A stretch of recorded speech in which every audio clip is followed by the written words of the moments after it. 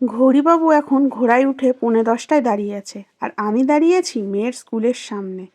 আজকে মেয়ের স্কুলে ছিল ফুড ফেস্টিভ্যাল। সবাই বাড়ি থেকে কিছু না কিছু খাবার নিয়ে গিয়ে নিজেদের মতন সাজিয়ে গুছিয়ে পরিবেশন করেছে।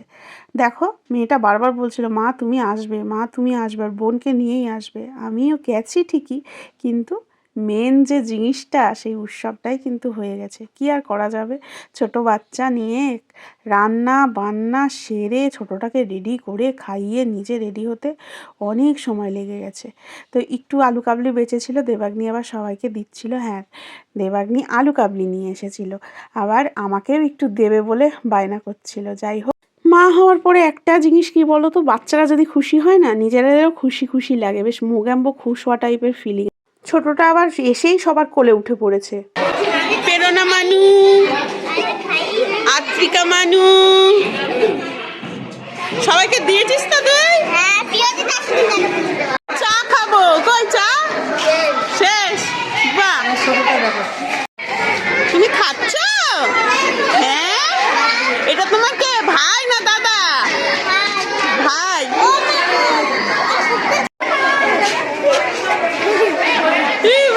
তুই কি এনেছিস? এটা তোরটা দেখ, দিদি রেখে দিয়েছে বাড়ি গিয়ে খাবে বলে। দেখ, দেখেছিস? ভালো। এই দেখো, দেবাগ্নি নিজের জন্য এইটুকু রেখেছে, তার মধ্যে থেকে আবার আমাকে খাওয়ানোর জন্য পাগল হয়ে গেছে। যাই হোক, মায়ের মন, আর আমি খেতে বাপু ভালোই বাসি, যে যাই বলুক আমি খেয়ে যাব। সে আমি ফেটে যাই, ফুটে যাই, আর হাওয়ায় উড়ে যাই। তো একটু খেয়ে নিলাম, এবার স্কুল থেকে বেরিয়ে যাব। বাচ্চা কাচ্চা বেরিয়েই বায়না। আখের রস, ফুড কার্নিভালে খাওয়া হলো তো কত কিছু, আবার আখের রস। হ্যাঁ, দেবাগ্নির টোটো আসতে একটু লেট আছে, আর দেবাগ্নি সেই বায়না করছে যে ওর বান্ধবীর বাড়ি যাবে, কারণ বান্ধবীর বাড়ি স্কুলের পাশেই। আমি আর কি করব, আমার এই যে কলসি কাখে বেশি বায়না আমিও আর সহ্য করতে পারছি না। এখানে লোকজন আছে, পেস্টিজেরও ব্যাপার। ওর হ্যাঁতেই হ্যাঁ মিলিয়ে ওর সাথে গেলাম। এই দেখো, এটা কিন্তু আমাদের জমি, জানো তো, তোমাদের দাদার দোকান ছিল এখানে, একটা ছোট রেস্টুরেন্ট। যাই হোক, সেটা এখন আর নেই। আর তার পাশেই কিন্তু আমাদের একটা আশ্রম আছে, খ্রিস্টান আশ্রম। এখানে একসময় অনেক বাচ্চারা থাকতো, অনাথ বাচ্চারা। তারা মাধ্যমিক পর্যন্ত মনে হয় পড়াশোনা করতো। চলো হেঁটে গুটি গুটি পায়ে যাওয়া যাক। একটা না নার্সারি হয়েছে, বেশ কিছুদিনের মধ্যেই হয়ে গেছে, বেশ ভালোই লাগছে। একদিন এই নার্সারিতে ঘুরতে আসবো। তোমার নাম কি? বলো বলো, তোমার নাম কে? হ্যাঁ, একজন দেখছে, যাও তুমি নিয়ে আসো বুনুকে। ও কিছু এনেছে রে। তুমি আসো মা, তুমি আসো মা কোলে। ও বাংলা বোঝে, বাংলা বোঝে, একটু একটু বুঝে, একটু একটু বোঝে। ওরা কিন্তু পুরো এক নয় দেখতে, না আলাদা।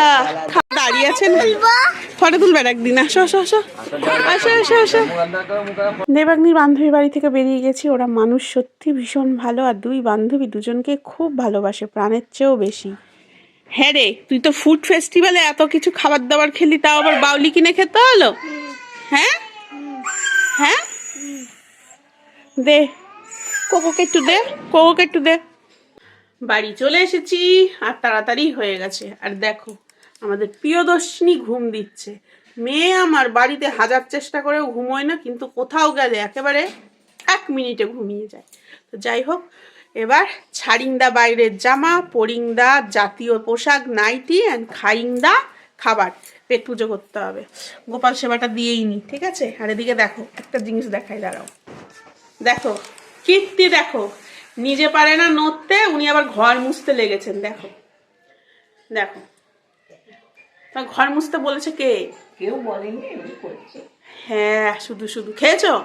হ্যাঁ, চা খেলাম, রুটিটা খেয়ে নাও। খেয়েছো? পারে না কিছু না, সে আবার এই করে।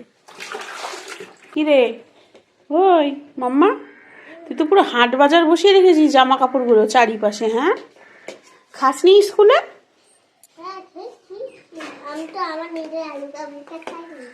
ও তো নিজের আলু কাবলি। কেমন হয়েছে আলু কাবলি? হ্যাঁ, ভালো হয়েছে তোর আলু কাবলি? কি রে, ভালো? এতক্ষণ পরে বললি, তার মানে ভালো হয়নি, তাই না? ভালো হয়েছে। এতদিন ধরে যার অপেক্ষায় ছিলাম তিনি চলে এসেছেন। মানুষ না, এই ডাইপার আর দেবাক দিয়ে এখন পার্সেল এলে ওই রিসিভ করে আর ওই খুলবে। যাই হোক, এখনকার লিগ্যাল গার্জেন তো ওই খুলছে। আর জানো তো, বেশ 3-4 দিন আমাকে বাইরের থেকে ডাইপার কিনতে হয়েছে। ওই ধরো 2টো করে থাকে না একটা প্যাকেটে, সেই কিনেছি। তো তাতে না হয়তো লিকেজ হয় না, কিন্তু জানো লাল হয়ে যায়। বলে না যে ছোট জিনিস হয়তো এক ভালো কোম্পানির, কিন্তু তবুও কোয়ালিটির হয়তো হেরফের থাকে। দেখা যাক, এটা নতুন নেওয়া হলো, এটা কেমন হয়। আর আমি এবার টুকটুক করে কাজে লেগে পড়ি, অনেক কাজই পড়ে আছে। টাটা।